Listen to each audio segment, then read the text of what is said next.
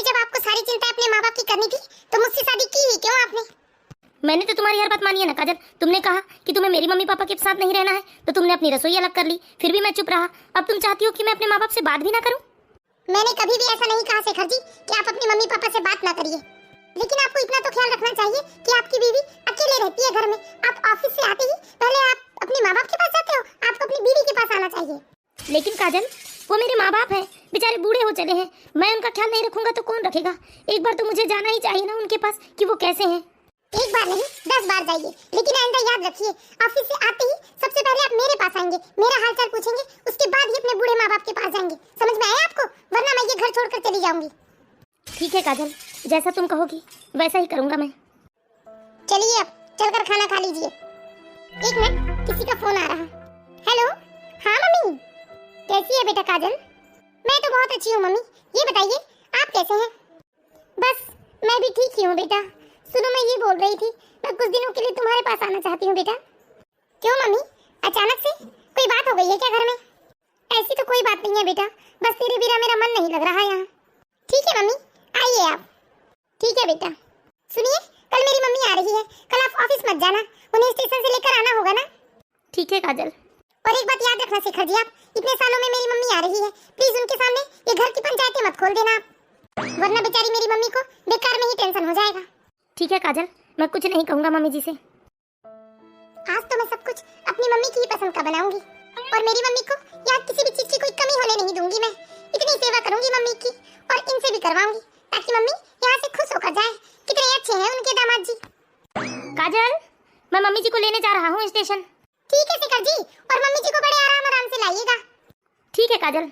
वैसे तो बेचारी मेरी मम्मी के कमर में कितना दर्द बना रहता है, और यहाँ की सड़कें कमर गड्ढा ज्यादा है। आज तो काजल खाने में सब कुछ अपनी मम्मी के पसंद का बनाती है, और इधर शेखर जी वो भी अपनी सासू माँ को लेने स्टेशन चले जाते हैं, और काजल खुशी खुशी घर का सारा काम करती है और अपनी मम्मी के आने का इंतजार करती है। आइए आई मम्मी, मैं कब से आपका इंतजार कर रही थी। और कैसी है बेटा? हाँ मम्मी, मैं तो अच्छी हूँ। चलिए जल्दी से आप फ्रेश हो जाइए, मैं जब तक आपके लिए खाना लगाती हूँ। ठीक है बेटा। खाइए मम्मी, मैंने सब कुछ आपकी पसंद का बनाया है आज। अरे बेटा, इतना सब कुछ बनाने की क्या जरूरत थी? कैसे ना बनाती मम्मी, आप इतने दिनों बाद जो आई हैं। एक बात बताओ बेटा, ये समधी समधन जी कहीं बाहर गए हैं क्या? नजर नहीं आ रहे हैं घर में मुझे कहीं। नहीं मम्मी जी। मैंने कहा था ना आपको कि मेरी मम्मी को यहाँ की पंचायतें बताने की जरूरत नहीं है।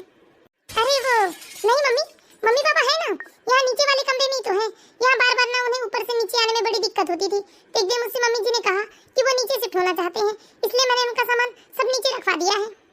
अच्छा, ये तो तुमने बहुत अच्छा किया बेटा। वैसे भी बेचारे को ऊपर नीचे आने में कितनी दिक्कत होती होगी। भगवान आज सबको तुम्हारी जैसी बहू दे। भाभी भी तो आपका ख्याल रखती होगी ना मम्मी? अब क्या बताऊं बेटा? क्या मतलब मम्मी, मैं समझी नहीं। क्या भाभी आप लोगों का ख्याल नहीं रखती?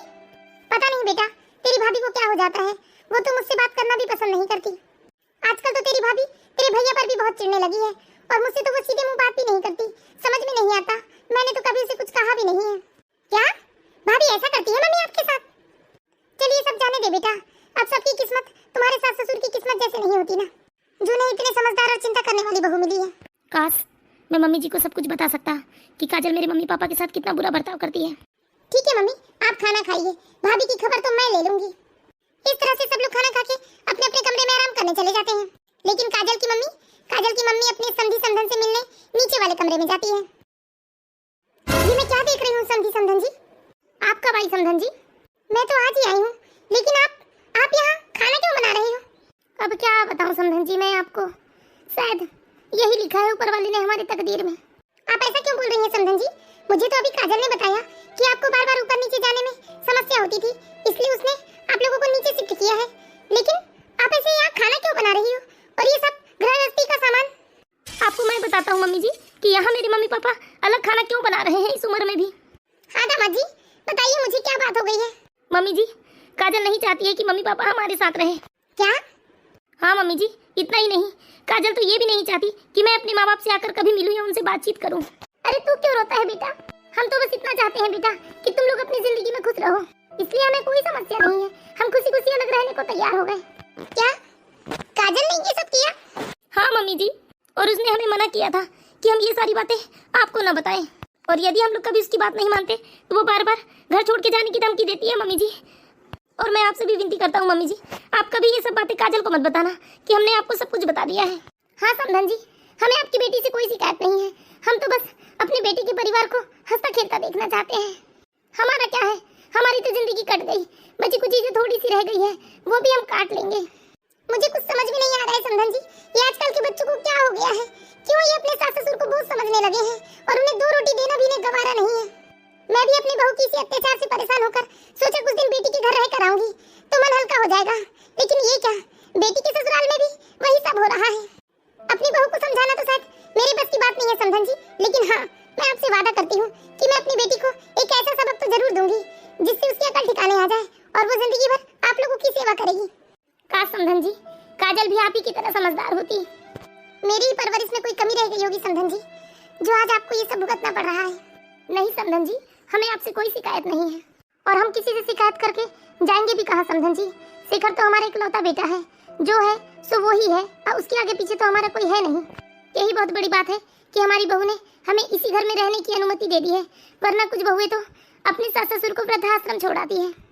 बस कीजिए समधन जी, ये सब देखकर तो मैं अब एक और दिन भी यहाँ नहीं रह पाऊंगी समधन जी, लेकिन हाँ, जाते जाते मैं आपसे वादा करके जाती हूँ कि मैं अपना दुख तो कम नहीं कर सकती, लेकिन बहुत जल्द आपको इस दुख से छुटकारा मिल जाएगा समधन जी, ये मेरा आपसे वादा रहा। और इस तरह से दुखी होकर काजल की माँ घर वापस जाने का फैसला कर लेती है। क्या मम्मी, कुछ दिन और रुक जाते तो कितना अच्छा होता। नहीं बेटा, अगली बार आऊंगी तब रुकूंगी मैं। तू भी तो कितने दिनों से मायके नहीं आई है बेटा, कुछ दिन आकर अपनी भाभी के साथ रह ले। ठीक है मम्मी, मैं जल्दी आऊंगी। ठीक है बेटा, अपना ख्याल रखना। ठीक है मम्मी। काजल के ससुराल में सब ठीक है मम्मी? अरे इतने दूर की चिंता करने की जरूरत नहीं है विनोद जी, पहले अपने घर में देख लीजिए सब ठीक है या नहीं। आपकी चाय कमरे में रखी है मम्मी जी, जाकर पी लेना। क्या बताऊं बेटा, जो हाल हमारे घर का है वही हाल काजल के ससुराल का भी है। मुझे समझ में नहीं आता मम्मी, ये सोनल आपके साथ रहना क्यों नहीं चाहती? बस वो मेरी पीछे भिड़ी है कि मैं आपकी मम्मी के साथ नहीं रह सकती। अगर तुम मेरी बात नहीं मानोगे तो मैं तुम्हें छोड़कर अपने मायके चली जाऊंगी। मुझे रोज ऐसे ही धमकी देती है मम्मी ये सोनल। हाँ बेटा, तू सोनल की बात मान और अपनी खुशियों के बारे में सोच। मेरा क्या है, मेरी तो उम्र हो चली है, जो थोड़ी बहुत जिंदगी रह गई है वो कट जाएगी जैसे तैसे। ये आप कैसी बातें कर रहे हो मम्मी? मेरे सिवा आपका है ही कौन? आपकी सेवा कौन करेगा, आपकी देखभाल कौन करेगा यदि मैंने सोनल की बात मान ली तो? मेरी चिंता मत कर बेटा, ये जिनकी औलादें नहीं होती उनका बुढ़ापा नहीं करता, मेरा भी कट जाएगा बेटा, मेरी चिंता मत कर तू। ये सब सुनने के बाद देवकी जी को अंदर से बहुत दुख हो रहा था। वो मन ही मन अपनी किस्मत को कोस रही थी कि ना जाने उसने कौन सा पाप किया है जिसकी सजा उसे आज भुगतनी पड़ रही है। पूरे 3 महीने हो गए विनोद जी, मेरी बातों को आप अनसुना कर रहे हो और आजकल करके टालते जा रहे हो। लेकिन आज आप फैसला कर लीजिए, आपको अपनी माँ के साथ रहना है या मेरे साथ रहना है, वरना आज ही मैं अपना सामान बांधकर अपने मायके चली जाऊंगी हमेशा हमेशा के लिए। एक बार मेरे बारे में भी तो सोचो सोनल, मैं अपनी माँ का इकलौता बेटा हूँ। अगर मैंने उन्हें छोड़ दिया तो उनके बुढ़ापे में उनकी देखभाल कौन करेगा? अरे आपको इतनी तकलीफ है तो मुझे छोड़ दो ना और करते रहो अपनी माँ की सेवा। मैंने तो आपको नहीं रोका अपनी माँ की सेवा करने से, लेकिन देखिए मुझे आजाद कर दीजिए आप। देखिए आज आप आखिरी फैसला कर ही लीजिए और यदि आपको मंजूर हो मेरी बात तब आप तैयार होकर नीचे आ जाना, हम अपनी नई गृहस्थी का सामान लेने मार्केट चलेंगे। और यदि आप नीचे नहीं आए 1 घंटे में तो मैं समझ जाऊंगी कि आपको मेरा फैसला मंजूर नहीं और मैं चुपचाप खुशी खुशी अपने मायके चली जाऊंगी हमेशा हमेशा के लिए। आई ना आपको बात समझ में? प्लीज सोनल ऐसा मत करो, ये मेरा आखिरी फैसला है विनोद जी। मैं कैसे अपनी माँ को अकेला छोड़ दूं इस उम्र में? विनोद। हाँ माँ। बेटा आखिरी बार मेरे गले लग जाओ बेटा। ऐसा क्यों बोलते हो माँ आप? मेरी चिंता करना छोड़ दे बेटा और तू बहू के साथ रह। देखिए यदि आज तूने बहू की बात नहीं माना तो मैं हमेशा अपने आप को कोसते रहूंगी कि मेरी वजह से तेरा घर टूट गया। तुझे मेरी कसम है बेटा, जा बहू की बात मान ले। ठीक है माँ, सोनल मुझे आपसे दूर तो कर सकती है लेकिन मेरे दिल से आपको कभी दूर नहीं कर सकती माँ। और इस तरह से विनोद मजबूर होकर अपनी पत्नी की बात मान लेता है।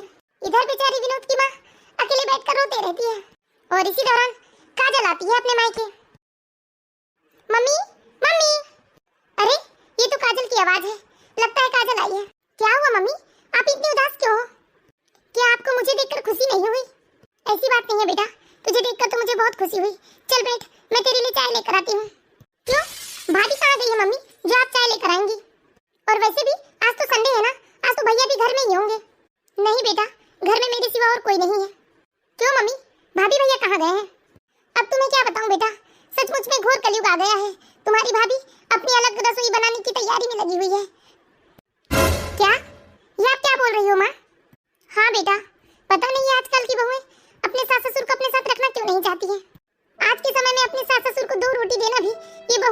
डर लगने लगा है। ये आप क्या बोल रही हो माँ? मुझे तो कुछ समझ में नहीं आ रहा है। हाँ बेटा, सच कह रही हूँ मैं, इसलिए तो तुम्हारी भाभी तुम्हारे भैया के साथ बाजार गई है घर गृहस्थी का सामान लेने। लेकिन मम्मी, भाभी ऐसे कैसा कर सकती है? आपके साथ रहने में उन्हें क्या बुराई नजर आती है जो अपनी गृहस्थी अलग बनाने चली है भाभी? और मम्मी, आपने तो हमेशा से अपनी बहू को अपनी पलकों पर बिठा कर रखा है, फिर भाभी को ऐसे कैसे सूझी कि वो आपसे अपनी गृहस्थी अलग कर ले? कोई तो बुराई नजर आती होगी ना बेटा तेरी भाभी को, तब तो अपनी गृहस्थी अलग करने चली है। अरे तुम अपने को ही देख लो ना बेटा, समधी समधन जी के इकलौते बेटे बहू हो तुम लोग। लेकिन बेचारे इस उम्र में भी उन्हें 4 रोटियां सेक कर खिलाने वाला उनके साथ कोई नहीं है। बेचारी समधन जी इस बुढ़ापे में भी खुद रोटियां सेक कर खा रही है और समधी जी को भी खिला रही है। और बेटा काजल, मुझे भी तो तुम्हारे सास ससुर में कोई बुराई नजर नहीं आती, और उन्होंने भी तो तुम्हें अपनी पलकों पर बिठा कर रखा था ना। जब तुम अपने सास ससुर के साथ ऐसा कर सकती हो बेटा, तो तुम्हारी भाभी क्यों नहीं कर सकती? और वैसे भी बेटा, तुम हो तो सब एक ही जनरेशन के चट्टे बट्टे ना।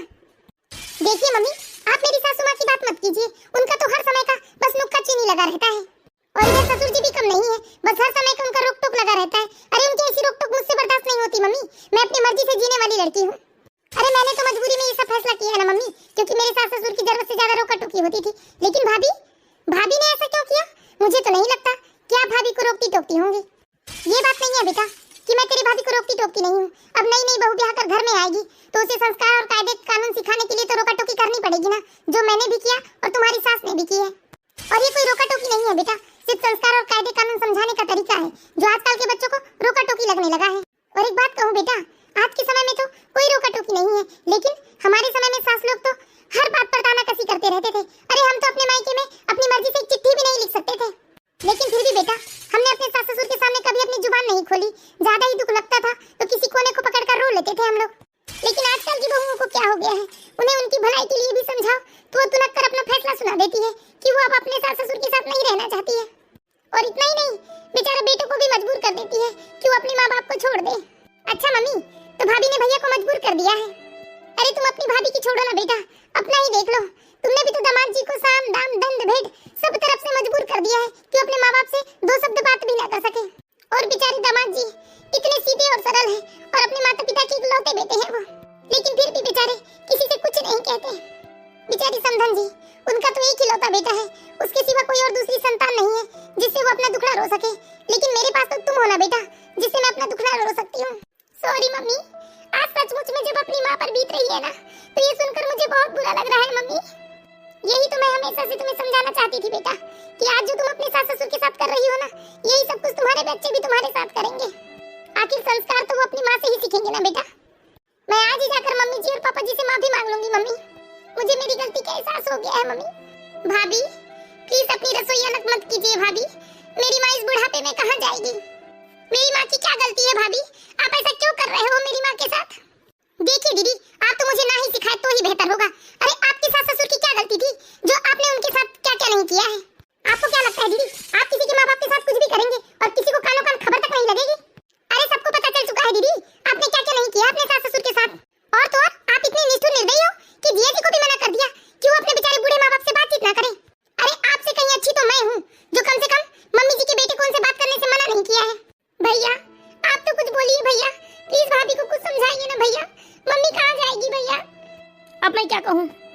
प्लीज भाभी ऐसा मत करो भाभी, मुझे तो मेरी गलती का एहसास हो गया है भाभी। मैंने तो बहुत कुछ किया अपने सास ससुर के साथ, लेकिन अब उनसे माफी भी मांगना चाहती हूँ।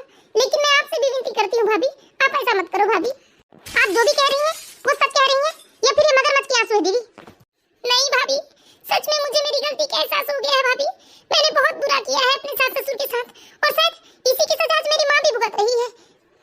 और मुझे अभी अभी इस चीज का एहसास हुआ है भाभी, जब मेरी माँ पर बीती तब मुझे समझ में आया कि मेरे सास ससुर पर क्या बीत रही होगी।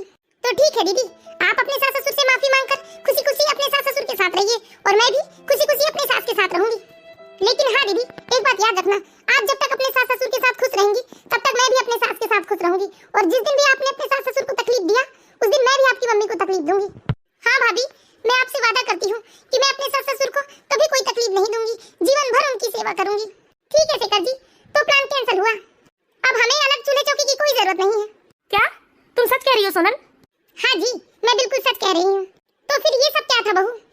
मम्मी जी, ये सब तो एक नाटक था, आपको इस बात का एहसास दिलाने के लिए कि जब कोई हमें तकलीफ देता है तो हमारे ऊपर क्या बीतती है। मुझे अच्छे से पता था कि आप भी उन्हें अच्छे से तब समझा पाएंगी जब आपके जीवन पर कोई दुख आन पड़ेगा। लेकिन बहू, तुम्हें ये सब कैसे पता? आपको तो मालूम ही है ना मम्मी जी कि दीदी के ससुराल वाले मेरे मायके वालों के रिश्तेदार होते हैं, तो मेरे मायके में ये सारी बात पता चल चुकी थी कि काजल दीदी अपने सास ससुर के साथ कैसा बर्ताव करने लगी है। और क्या था, फिर मैंने एक बार शिखा जी से पूछा तो उन्होंने बहुत दुख के साथ ये सारी बात मुझे बताई। तो मैंने उसी दिन से निश्चय कर लिया था मम्मी जी कि मैं दीदी को सबक सिखाने के लिए ये सब नाटक करूंगी। और देखो, आज दीदी को सबक मिल भी गया। लेकिन मुझे एक बात समझ में नहीं आई बहू कि तुम्हें कैसे पता चला कि काजल आने वाली है और आज ही तुमने ये सब नाटक रचा? मुझे शिखा जी ने बताया था मम्मी जी। बात चाहे जो भी हो भाभी, लेकिन मैं आपका ये एहसान जिंदगी भर नहीं भूल पाऊंगी। आज आप ही की वजह से मुझे अपने किए पर पछतावा है भाभी। हाँ बहू, मैंने तुम्हें बहुत गलत समझा, मुझे माफ कर दो। अरे मैं तो बहुत किस्मत वाली हूँ, जरूर पिछले जन्म में मैंने मोती दान किए होंगे जो तुम जैसी समझदार बहू मिली है मुझे। तो देख लिया ना दोस्तों, आज आपने किसी ने सच ही कहा है, जैसा बीज बोओगे वैसा फल काटोगे।